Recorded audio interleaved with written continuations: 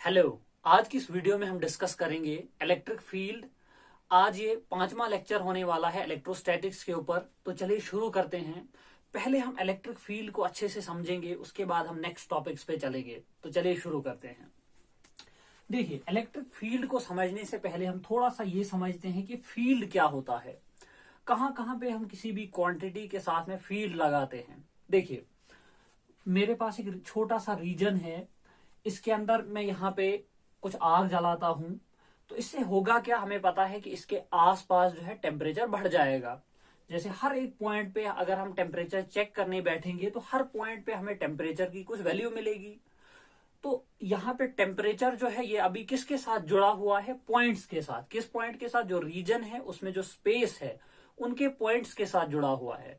जैसे हम normally temperature की बात करते हैं, टेम्परेचर ऑफ बॉडी या टेम्परेचर ऑफ एन ऑब्जेक्ट, यहाँ पे बात एक ऑब्जेक्ट की नहीं की जाती है, एक स्पेस के अंदर कुछ पॉइंट्स हैं, उन पॉइंट्स पे चेक किया जा रहा है। तो इस टाइम पे इस टेम्परेचर को कहा जाएगा फील्ड। मतलब ये कोई भी फिजिकल क्वांटिटी जब स्पेस के साथ जुड़ी होती है, स्पेस के पॉइंट्स के साथ जुड़ी होती है, तो उसे कहा जाता है उस टाइम पे फील्ड। नॉर्मली हम टेम्परेचर को टेम्परेचर ही कहते हैं, लेकिन जब हम यहाँ पे बात कर रहे हैं जहां पे टेम्परेचर अलग अलग पॉइंट्स पे है, जिसकी कुछ अलग अलग वैल्यूज हैं, तो इस टाइम पे हम टेम्परेचर को फील्ड कहेंगे। तो इसी तरह से कोई भी फिजिकल क्वांटिटी जो स्पेस के पॉइंट के साथ लिंक्ड होगी, स्पेस के बहुत सारे पॉइंट्स के साथ लिंक्ड होगी, उसको कहा जाएगा फील्ड। अब हम बात करते हैं इलेक्ट्रिक फील्ड की। देखिए, अभी हमें पता है कि अगर हमारे पास एक मैग्नेट होगा जिसके ऊपर नॉर्थ और साउथ पोल है, तो यहाँ पे अगर एक कॉइन मैं रख दूंगा तो ये इसको अट्रैक्ट करेगा अपनी तरफ। लेकिन अब अगर मैं बीच में यहाँ पे एक कागज रख दूं, तो क्या ये अब भी अट्रैक्ट करेगा, या मैं पहले इसको पहले हटा लेता हूं, इसके सामने एक कागज रखता हूं, फिर उसके बाद इसको सामने रखूंगा, क्या ये फिर से इसको खींचेगा? ऑब्वियसली। अब यहाँ पे एक क्वेश्चन है, क्या इसको कैसे पता चला कि यहाँ पे एक कॉइन है, अब इसको ये खींच रहा है? एक और एग्जांपल लेते हैं इसी तरह की। एक रूम के अंदर बुखारी जला दी आपने और आप बाहर चले गए। अब आप जब 1-2 घंटे के बाद बाहर से आते हैं, तो आप बुखारी के सामने खड़े होते हैं। क्या बुखारी को पता चलता है कि कोई आदमी यहाँ पे आया है, अब मुझे इस तक हीट पहुंचानी है, या वहां पे पहले से ही होती है? इसी तरह से एक और एग्जांपल लेते हैं। एक बल्ब जल रहा है, आपने रूम का बल्ब ऑन किया, आप बाहर चले गए, वहां से वापस आए, क्या बल्ब को ये पता होता है कि यहाँ पे कोई आदमी नहीं है और हमें जो रूम में लाइट नहीं फैलानी है, जब कोई आदमी आएगा उसको लाइट देनी है? ऐसा नहीं होता है। होता क्या है कि पहले से ही वहां पे जैसे आपने स्विच ऑन किया, लाइट होती है पूरे रूम में, जब आप आओगे तो आप सेंस कर लेते हो। या उसी तरह से जब कोई कहीं पे आग जल रही है, वहां पे पहले से ही उसके आसपास हीट होती है, टेम्परेचर ज्यादा होता है, जब कोई इंसान आता है तो उसको सेंस कर लेता है। वैसे ही जो चार्ज है हमारे पास, सेम क्वेश्चन यहाँ पे भी पूछ सकते हैं, क्या जब हम दूसरा चार्ज यहाँ पे रखते हैं, प्लस या माइनस चार्ज, तो क्या इसको पता चलता है कि दूसरा चार्ज आया और अब इस पे फोर्स लगा रहा है? नहीं, ऐसा नहीं होता है। चार्ज के आसपास पहले से ही ऐसा कुछ होता है, बिल्कुल चारों ओर। जब हम दूसरे चार्ज को लाते हैं उसमें, तो उसकी वजह से उस पर फोर्स लगती है। जैसे हमने आग जलाई, तो आग के सामने वहां पे पहले से ही हीट होती है। जब हम वहां पे आते हैं तो हमें सेंस होता है, मतलब हमें वो सेंस होता है कि यहाँ पे गर्मी ज्यादा है। तो वैसे ही चार्ज के आसपास एक प्रॉपर्टी फैली होती है, बिल्कुल उसके सराउंड में हर पॉइंट पे। तो उस प्रॉपर्टी की वजह से फोर्स लगती है दूसरे चार्ज पे। उस इलेक्ट्रिक प्रॉपर्टी को कहा जाता है इलेक्ट्रिक फील्ड। अगर यहाँ पे मैं और सिंपल करूं तो ये कहा जाएगा, इलेक्ट्रिक फील्ड एक ऐसी इलेक्ट्रिक प्रॉपर्टी है जो चार्ज के आसपास होती है, जिसकी वजह से एक दूसरे चार्ज पर इलेक्ट्रिक फोर्स लगती है। तो अब क्या होता है यहाँ पे, तो इसका मतलब हर पॉइंट पे होगा। तो अब हमें उसको मेजर करना है, इलेक्ट्रिक फील्ड जो है उसको मेजर कैसे करेंगे? अब देखिए, मेजर करने का तरीका क्या है। हमारे पास एक पॉजिटिव चार्ज है, यहां पे मैं इसको पहले कहा जाएगा सोर्स चार्ज। सोर्स चार्ज, क्योंकि इसकी वजह से बन रहा वो प्रॉपर्टी जो है फैली है, जिसको हमने नाम दिया है इलेक्ट्रिक फील्ड, वो इसकी वजह से फैली हुई है। अब हमने दूसरा एक चार्ज लाया, इसको नाम दिया टेस्ट चार्ज, जिसकी वजह से हम इलेक्ट्रिक फील्ड को यहाँ पे टेस्ट करेंगे या मेजर करेंगे कि जैसे रूम में आपने बुखारी जलाई तो आप एक एक पॉइंट पे टेम्परेचर चेक करेंगे। कैसे चेक करेंगे? थर्मोमीटर लेके।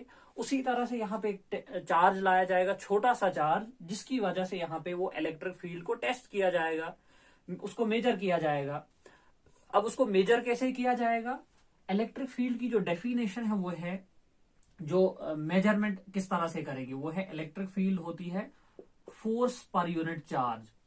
मतलब यहाँ पे आपने एक छोटा सा चार्ज लाया, उस पे फोर्स कैलकुलेट की, उसको डिवाइड किया क्यू नॉट से, मतलब आपको ये पता चलेगा कि यूनिट चार्ज पे कितनी फोर्स होगी इस पॉइंट पे, तो उस पॉइंट पे वो इलेक्ट्रिक फील्ड की वैल्यू होती है। जैसे मान के चलिए यहाँ पर हमारे पास इलेक्ट्रिक फील्ड की जो वैल्यू आती है, इसी तरह से वो आती है 10।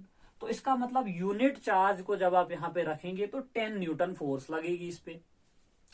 तो उसी तरह से अब देखिए, इसको मैं थोड़ा सा और कंप्लीट ये लिख लेते हैं। तो इसे लिखा जाता है limit of Q not approaches to zero. क्या मतलब है इसका? इसका मतलब ये है कि चार्ज जो है उसको बहुत छोटा रखा जाता है, टेस्ट चार्ज को बहुत छोटा रखा जाता है। क्यों? देखिए, अभी जो मेरे पास ये पॉजिटिव चार्ज है, इसके सामने में एक छोटा सा चार्ज लाऊंगा, टेस्ट चार्ज। अगर तो ये चार्ज छोटा होगा तो ये चार्ज जो है इस पे भी फोर्स लगाता है, हम जानते हैं, तो इस पे थोड़ी सी फोर्स लगाएगा, तो इसमें कोई डिस्टरबेंस नहीं होगी। अगर ये चार्ज तो थोड़ा सा बड़ा हुआ तो ये इसको थोड़ा सा अपनी जगह से इधर उधर डिस्प्लेस करेगा। अगर पॉजिटिव है थोड़ा सा रिपेल करेगा, नेगेटिव है तो थोड़ा सा अट्रैक्ट करेगा। तो ये अपनी पोजिशन से थोड़ा सा इधर उधर जाएगा। तो यहाँ पे जो इलेक्ट्रिक फील्ड की वैल्यू है वो हमें डिफरेंट मिलेगी, जो पहले थी वो हमें नहीं मिलेगी। तो अब हम क्या करेंगे, इसलिए हम इस टेस्ट चार्ज को है बहुत छोटा रखते हैं, ताकि हम इलेक्ट्रिक फील्ड की जो है बहुत एक्यूरेट वैल्यू मेजर कर पाए। अब यहाँ पे हमारे पास ये फॉर्मूला बनता है इलेक्ट्रिक फील्ड को मेजर करने का। तो इलेक्ट्रिक फील्ड जो है मेजरमेंट के हिसाब से इसकी डेफिनेशन क्या होती है? इलेक्ट्रिक फील्ड जो है वो होती है फोर्स पर यूनिट चार्ज। मतलब यूनिट चार्ज पे कितनी फोर्स लगेगी वो मेजरमेंट के हिसाब से हम ले लेते हैं। अब हमने देखना है कि क्या ये क्वांटिटी जो है ये वेक्टर क्वांटिटी है या स्केलर क्वांटिटी। देखिए, अभी अगर मैं यहाँ पे एक पॉजिटिव चार्ज रखता हूं, तो या यहाँ पे ले लेते हैं एक पॉजिटिव चार्ज रखा हुआ है, यहाँ पे जब मैं कोई चार्ज ले लेता हूं तो इस पे फोर्स लगेगी, बाहर की तरफ फोर्स लगेगी, और हमें दिख रहा है कि इलेक्ट्रिक फील्ड जो है वो क्या है? Force upon charge, force per unit charge. मतलब फोर्स एक वेक्टर क्वांटिटी है, तो दूसरी साइड जो ई है वो भी वेक्टर क्वांटिटी होगी। तो ऑब्वियसली हमें पता है कि अगर आपने लिखा है A is equal to B, B अगर वेक्टर है तो ए भी वेक्टर ही होगा। तो यहाँ पे इलेक्ट्रिक फील्ड जो है वो भी वेक्टर क्वांटिटी है। अब इलेक्ट्रिक फील्ड की डायरेक्शन क्या होगी? देखिए, जहां पे टेस्ट चार्ज आपने रखा है पॉजिटिव, इस पे जिधर की तरफ फोर्स लगेगी वो होगी इलेक्ट्रिक फील्ड की डायरेक्शन। जैसे पॉजिटिव चार्ज के केस में ये इलेक्ट्रिक फील्ड की डायरेक्शन बाहर की तरफ होगी, क्योंकि फोर्स इसको बाहर की तरफ लगेगी। और अगर नेगेटिव चार्ज होता तो उसका इलेक्ट्रिक फील्ड, यहाँ पे देखिए, यहाँ पे अगर आपने टेस्ट चार्ज रखा है ये पॉजिटिव होता है बाय कन्वेंशन, मतलब स्टार्टिंग में हमने इसको पॉजिटिव ही लिया है, तो ऐसा नहीं है कि इसको नेगेटिव नहीं ले सकते। लेकिन जब थ्योरी बनी है तो उस टाइम पे इसको पहले स्टार्टिंग में, इसे कहते हैं कन्वेंशन, पहले से ही पॉजिटिव रखा है, तो इसे टेस्ट चार्ज को पॉजिटिव ही रखते हैं। तो अब यहाँ पे क्या होगा कि इसको अंदर की तरफ फोर्स लगेगी, तो यहाँ पे इलेक्ट्रिक फील्ड, नेगेटिव चार्ज के केस में इलेक्ट्रिक फील्ड की डायरेक्शन अंदर की तरफ होगी। यहां तक तो आपको मुझे उम्मीद है कि समझ आया होगा। अब थोड़ा सा देखते हैं इसका यूनिट क्या है। ये जो हमारे पास फॉर्मूला बना है इसका यूनिट देख लेते हैं क्या है। देखिए, इलेक्ट्रिक फील्ड जो है वो है फोर्स अपॉन चार्ज। फोर्स का जो यूनिट है वो है न्यूटन और चार्ज का जो है वो कोलम। तो इसका मतलब इलेक्ट्रिक फील्ड का जो यूनिट है वो है न्यूटन पर कोलम। ये हमारे पास बनता है एसआई यूनिट, न्यूटन पर कोलम। अब हम बात करते हैं जो इलेक्ट्रिक फील्ड, जैसे एक सिंगल चार्ज है उसकी वजह से किसी पॉइंट पे कैसे इलेक्ट्रिक फील्ड निकाला जाए। उसके बाद हम इलेक्ट्रिक फील्ड लाइंस को डिस्कस करेंगे। पहले हम बात करते हैं इलेक्ट्रिक फील्ड की। अब देखिए, हमारे पास एक पॉजिटिव चार्ज है। एक और चीज यहाँ पे ध्यान रखी जाए, जब हम इलेक्ट्रिक फील्ड की बात करते हैं तो हम बात करते हैं ये ऐसी प्रॉपर्टी है जो पहले से ही चार्ज के आसपास है, चाहे उसके सामने कोई दूसरा चार्ज है या नहीं है, वो पहले से ही है। जैसे हमने बात की, आपने बल्ब को ऑन किया, चाहे वहां पे कोई आदमी अंदर होगा देखने के लिए या नहीं होगा, बल्ब तो तब भी जलेगा, वो रोशनी तब भी देगा। वैसे ही एक चार्ज जब आप रखेंगे तो उसके आसपास इलेक्ट्रिक प्रॉपर्टी, जिसको हमने कहा इलेक्ट्रिक फील्ड, वो आसपास हर जगह होगी, चाहे उसके सामने एक टेस्ट चार्ज है या नहीं है। अब देखिए, हमारे पास एक पॉजिटिव चार्ज है, इसकी वजह से हम किसी एक पॉइंट पे देखेंगे इलेक्ट्रिक फील्ड, पॉइंट पी पे इलेक्ट्रिक फील्ड को मेजर करेंगे, कितना होगा। देखिए, हम यहाँ पे एक डिस्टेंस ले लेते हैं r, और इलेक्ट्रिक फील्ड को मेजर करने का तरीका हमने क्या लिया कि यहाँ पे एक टेस्ट चार्ज लेंगे, Q0 टेस्ट चार्ज रखते हैं P पॉइंट पे। तो अब हमें पता है टेस्ट चार्ज पे जो फोर्स होगी वो कितनी होगी, F कूलम्स लॉ के हिसाब से 1/4πε0 Q0, और इसको रखेंगे नाम Q, जो कि सोर्स चार्ज है, बड़ा Q से रिप्रेजेंट करेंगे, अपॉन डिस्टेंस है r स्क्वायर। अब हमें पता है कि इलेक्ट्रिक फील्ड क्या है, इलेक्ट्रिक फील्ड है फोर्स अपॉन Q0। तो यहां पे मैं क्या करूंगा, दोनों साइड Q0 से डिवाइड करेंगे, F upon Q0 is equal to 1/4πε0 Q0 Q upon r square, और साथ में Q0 डिवाइड किया दोनों साइड, ये और ये कट जाएगा, हमारे पास बचेगा Q अपॉन 4πε0 r स्क्वायर। तो इसको लिखेंगे इलेक्ट्रिक फील्ड। अब देखिए, आपकी सिंगल एक पॉजिटिव चार्ज की वजह से जो इलेक्ट्रिक फील्ड होता है वो होता है Q अपॉन 4πε0 r स्क्वायर। यहां पे देखिए, ये यहाँ पे टेस्ट चार्ज पे डिपेंड नहीं कर रहा है, जो हमारे पास फॉर्मूला निकला उसमें डिस्टेंस है यहां से यहां तक का, सोर्स चार्ज है, और बाकी कांस्टेंट्स हैं। यहाँ पे इलेक्ट्रिक फील्ड जो है वो टेस्ट चार्ज पे डिपेंड नहीं करता है, ये खाली डिपेंड करता है सोर्स चार्ज पे। जैसा कि हमने देखा कि अगर आप एक चार्ज को रखेंगे, उसके आसपास का इलेक्ट्रिक फील्ड सिर्फ सोर्स चार्ज पे डिपेंड करता है। तो ये हमारे पास एक पॉइंट चार्ज की वजह से किसी भी पॉइंट पे इलेक्ट्रिक फील्ड। अब हम बात करेंगे कि इलेक्ट्रिक फील्ड जो है उसकी जो डायरेक्शन, उसकी जो डायग्राम वो कैसी होगी। देखिए, किसी भी जो भी हमारे पास फील्ड होता है, जिस भी क्वांटिटी को हम फील्ड लिखते हैं, मतलब जिसकी वैल्यू स्पेस के हर पॉइंट पे हमें मिलती है, तो वो अगर एक वेक्टर क्वांटिटी, जैसे कि हमने देखा वो एक वेक्टर है, तो उसको कैसे दिखाया जाता है डायग्राम में। देखिए, जैसे इस पॉइंट पे इलेक्ट्रिक फील्ड की कुछ वैल्यू है तो मैं एक एरो ड्रा करूंगा क्योंकि वेक्टर है। इस पॉइंट पे इलेक्ट्रिक फील्ड है, कुछ इस तरह से ड्रा करेंगे, इस पॉइंट पे है तो इस तरह से ड्रा करेंगे।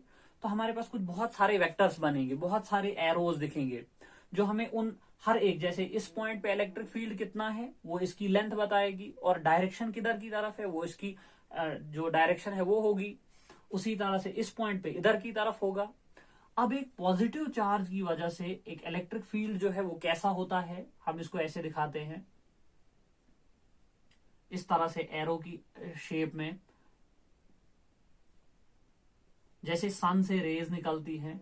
ये इस पॉइंट पे इलेक्ट्रिक फील्ड है, इस पॉइंट पे, इस पॉइंट पे, उसी तरह से इसके नेक्स्ट पॉइंट पे जो है इलेक्ट्रिक फील्ड थोड़ा सा कम होगा। क्यों? देखिए, यहां से थोड़ा सा ध्यान दे देते हैं हम इस पे। ये हमें दिखाता है कि इलेक्ट्रिक फील्ड जो है वो इनवर्स प्रोपोर्शनल है r स्क्वायर के, मतलब जितना आप दूर जाएंगे चार्ज से उतना इलेक्ट्रिक फील्ड कम होता जाएगा, तो इसकी लेंथ हमें कम करनी पड़ेगी। इसी तरह से, इस तरह से और छोटा, यहां पे भी उसी तरह से ये लेंथ छोटी होती जाएंगी चारों ओर, इसी तरह से। तो इस तरह का कुछ इलेक्ट्रिक फील्ड हमारे पास बनता है एक पॉजिटिव चार्ज के आसपास। अब अगर बात की जाए नेगेटिव चार्ज के आसपास कैसा होता है, तो इसका बिल्कुल उल्टा होता है। जैसे ये नेगेटिव चार्ज है तो इसके आसपास हमने देखा कि टेस्ट चार्ज को ये अंदर की तरफ खींचेगा, तो हम कुछ ऐसा इलेक्ट्रिक फील्ड बना देते हैं, इस तरह का। सिर्फ होता सेम है, सिर्फ ये एरोज की डायरेक्शन उल्टी हो जाती है। अब देखिए, यहाँ पे इन सारी लाइंस को ज्वाइन कर देते हैं। अगर मैं इनको ज्वाइन करूं तो मेरे पास कुछ ऐसी डायग्राम बनेगी। ये पॉजिटिव चार्ज है और सीधे ऐसे इन्फिनिटी तक ये लाइंस चलेंगी इस तरह से। तो ये हमारे पास बनती है फील्ड डायग्राम, इसकी एक पॉजिटिव चार्ज की फील्ड डायग्राम। इससे हमें क्या समझ आता है? अब इस फील्ड डायग्राम से पहली बात तो हमें यह समझ आता है कि अगर आप यहाँ पे एक टेस्ट चार्ज को रखेंगे, मतलब इलेक्ट्रिक फील्ड की जो डायरेक्शन रहेगी वो बाहर की तरफ रहेगी, एक बात। दूसरी बात हमें यह समझ आती है कि जहां पे इलेक्ट्रिक फील्ड लाइंस नजदीक होंगी वहां पे फील्ड स्ट्रेंथ ज्यादा होगी। जैसे इस पॉइंट पे अगर देखोगे फील्ड लाइंस बहुत नजदीक हैं तो फोर्स ज्यादा होगी या इलेक्ट्रिक फील्ड ज्यादा होगा। इधर आप देखेंगे इन दो फील्ड लाइंस के बीच में गैप बहुत ज्यादा है तो फील्ड जो होगा कम होगा। सिंपल सी बात है, जहां पे इलेक्ट्रिक फील्ड लाइंस नजदीक नजदीक होंगी वहां पे फील्ड स्ट्रेंथ ज्यादा होगी और जहां पे इलेक्ट्रिक फील्ड लाइंस दूर दूर होंगी वहां पे फील्ड स्ट्रेंथ कम होगी। अब जो नेगेटिव चार्ज होगा उसके लिए कैसा फील्ड बनेगा, उसके लिए हमारे पास बिल्कुल अपोजिट इस तरह से फील्ड होगा। यहां पे फर्क सिर्फ इतना होगा कि इसकी डायरेक्शन अपोजिट होगी। मतलब कि जब आप जब आप टेस्ट चार्ज को किसी पॉइंट पे रखोगे तो वो अंदर की तरफ उस पर फोर्स लगेगी और इलेक्ट्रिक फील्ड की डायरेक्शन भी अंदर की तरफ होगी। लेकिन क्या होगा कि अगर आप यहाँ पे नेगेटिव चार्ज रखेंगे, नेगेटिव चार्ज पे तो बाहर की तरफ ही फोर्स लगेगी लेकिन इलेक्ट्रिक फील्ड की डायरेक्शन अंदर होगी। एक और चीज यहां से समझ लेते हैं, देखिए अगर इलेक्ट्रिक फील्ड की डायरेक्शन आगे है इस तरह से इलेक्ट्रिक फील्ड है और यहाँ पे आपने पॉजिटिव चार्ज रखा है, अब पॉजिटिव चार्ज पे किधर की तरफ फोर्स लगेगी ये भी हम यहां से देख सकते हैं। हमने देखा कि E is equal to F upon Q not, तो एफ होगा हमारे पास क्यू नॉट इंटू ई और मतलब किसी दूसरे चार्ज के लिए फोर्स निकालनी है तो Q इंटू ई होगा और वेक्टर क्वांटिटी है ये, अब हमने पहले ही देखा। तो अगर ये पॉजिटिव होता है, Q पॉजिटिव होता है तो जो फील्ड की डायरेक्शन होगी वही फोर्स की डायरेक्शन होगी। जैसे यहाँ पे फील्ड बाहर की, यहाँ पे फील्ड आगे की तरफ है तो चार्ज भी आगे की तरफ ही जाएगा, इस पे भी फोर्स आगे ही लगेगी। लेकिन अगर ये यहाँ पे नेगेटिव चार्ज होता है फिर क्या होगा, देखिए यहाँ पे फिर होगा हमारे पास F is equal to minus Q E, मतलब माइनस ये दिखा रहा है कि इलेक्ट्रिक फील्ड के अपोजिट डायरेक्शन होगी। देखिए जब भी हम दो वेक्टर्स ऐसे लिखते हैं A is equal to minus B, इसका मतलब होता है कि B और A का मैग्नीट्यूड सेम है लेकिन माइनस दिखाता है कि एग्जैक्टली अपोजिट है। अगर एक इधर जा रहा है तो दूसरा इसके अपोजिट डायरेक्शन में जा रहा है। वही यहां पे दिखा रहा है कि इलेक्ट्रिक फील्ड और फोर्स दोनों की डायरेक्शन बिल्कुल अपोजिट है 180 डिग्री, तो इसको जो फोर्स लगेगी वो लगेगी अंदर की तरफ। उम्मीद है कि यहां तक आपको समझ आया होगा। नेक्स्ट इसके बाद जो है नेक्स्ट टॉपिक डाइपोल वगैरह है उसको डिस्कस करेंगे। अगर आपको कोई भी डाउट होगा इसमें आप हमें कमेंट बॉक्स में पूछ सकते हैं। और फाइनली थैंक्स फॉर वॉचिंग।